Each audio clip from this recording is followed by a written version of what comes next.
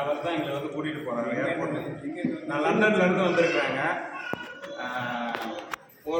எங்களுக்கு ஒரு கோயிலுக்கு போகணும் காலையில். தெரியலை எங்களுக்கு என்ன செய்கிறதுன்ட்டு. எங்களுக்கு வந்து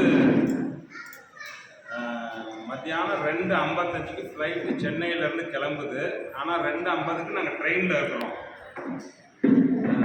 3 ஸ்டேஷன் தள்ளி தான் ஏர்போர்ட்டு. என்ன செய்கிறது, சரி போய் பார்க்கலாம் அப்படின்ட்டு தான் நாங்கள் முடிவு பண்ணி, கிடைக்குமா கிடைக்காதான்னு தெரியாது.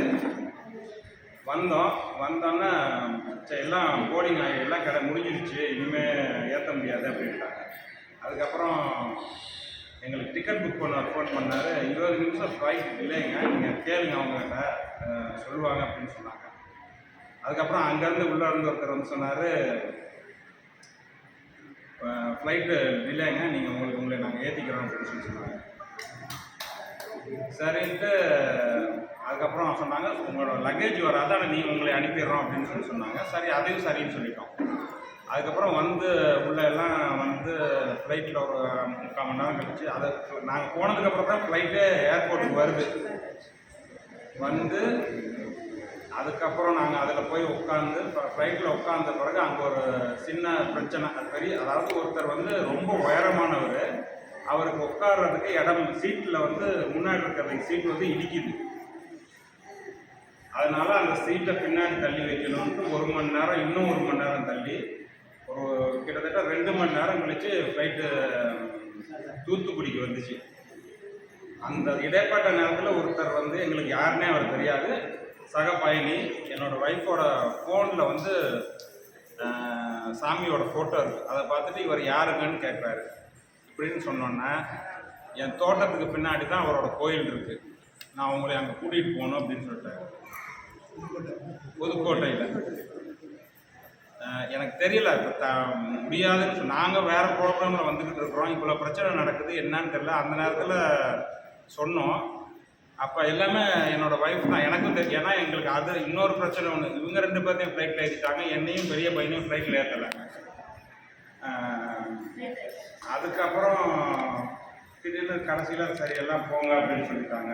அப்புறம் நான் எல்லோரும் ஏறி அதுக்கப்புறம் வந்தோம். இவங்க 2 பேரும் முன்னாடி போனதில் அவர் சந்திச்சுட்டு சரி சரி பகவான் கூப்பிட்றாரு அப்படின்ட்டு அவர் பசங்க 2 பேர் என் காரில் அவங்கள காரில் ஏற்றிட்டு நாங்கள் இவர் அதுக்கப்புறம் அவர் சொல்லுவார் என்ன நடந்துச்சு. நான் சொல்கிறத விட அவர் சொல்லுவார்.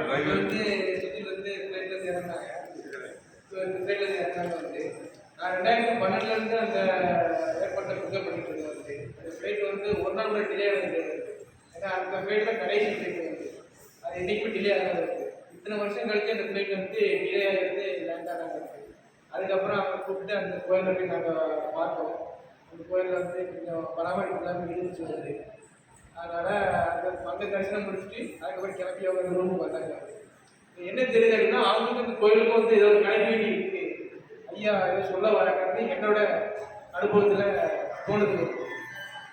அதுதான் ஒரு அனுபவம் புதுசாக இருக்கும். அதனால் அவங்க அந்த கோயிலை எனக்கு கனெக்ட் பண்ணி அதை ரெடி பண்ணுவோம் அப்படிங்கிறது நம்மளோட அனுபவம்.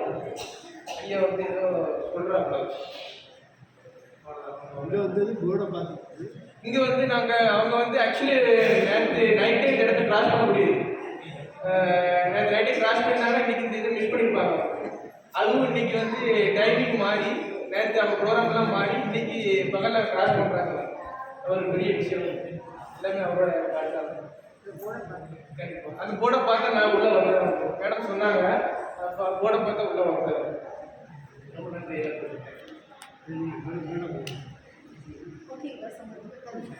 எல்லாருக்கும் வணக்கம். என் பேர் ரேகா. என் ஹஸ்பண்ட் சொன்ன மாதிரி நாங்கள் லண்டனில் வந்துட்டுருக்கப்போ இந்த மாதிரிலாம் நடந்தது.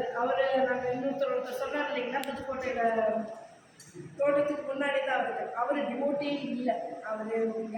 யாரோ ஒருத்தர் அவரோட தோட்டத்துக்கு முன்னாடி பகவானோட ஆசிரமம் இருக்குது, நான் அதை தாண்டி அவரை பார்த்து தான் நான் போவேன் அப்படின்னு சொல்லி சொன்னார். அப்போ